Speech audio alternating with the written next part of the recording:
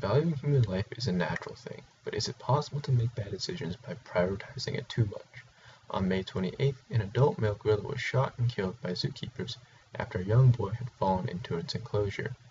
This event sparked a major debate between those who believed that the gorilla should not have been shot and those who believed the zookeepers did the right thing. The article Harambe the Gorilla Dies, Meat Eaters Grieve by Peter Singer and Karen Dawn on the LA Times website describes the circumstances and consequences of the incident. The two sides of this debate both argue for valid claims, but there is no real winner in this debate. One side claims the child was improperly attended to and the gorilla was only trying to help the child, while the opposing side claims that the gorilla had to be put down in order to save the gorilla's life, which the 450-pound gorilla could have easily taken. Whichever side you take, the fact is that the killing of these animals is an issue that has resurfaced on the news time and time again. The call to protect the wildlife has been raised many times in the past and will most likely be raised again in the future. In order to summarize the Harambe controversy, I will discuss two key points from the article, and then finally talk about a quote from the article that stood out the most to me.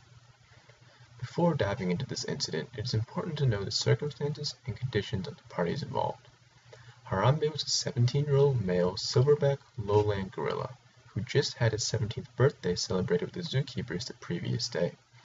The child that had fallen in was 3 years old and had been warned by his parents to stay out of the pit.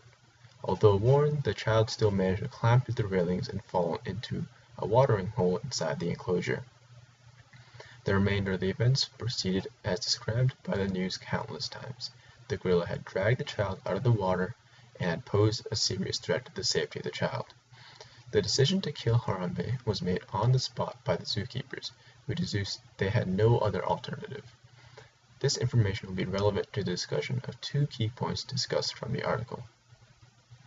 One of the key points of this incident was that the fact that humans have dominated the earth for hundreds of years, but we are still incredibly inferior to animals physically. Harambe may have had all intentions of saving the flailing boy from the water that he landed in, but being a 450-pound gorilla who has had very limited interaction with small human children, he could have killed the child without even knowing it. The entire ordeal took about 10 minutes, from the time when Harambe dragged the child out of the water and onto the dry land to when he was ultimately shot by the zookeepers. Although grim, this very well could have been the best possible outcome for this incident. A life was still lost in the process, but if Harambe had killed the child, then we would most likely have lost both Harambe and the child. A second key point is that no human lives were lost in this incident. All too often we focus on the negatives, whereas the positives slip by us, and we take them for granted. In many of the wildlife attacks in the past, a person was injured horribly or even killed in the process before help could arrive.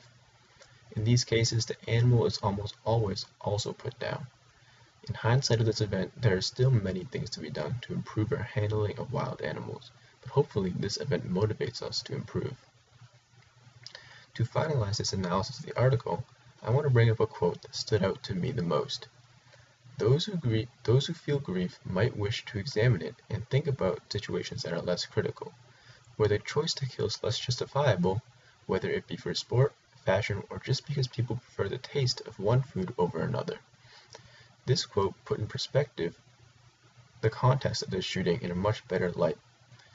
When contrasted with sports huntings and illegal shootings, there was at least a valid reason behind the shooting.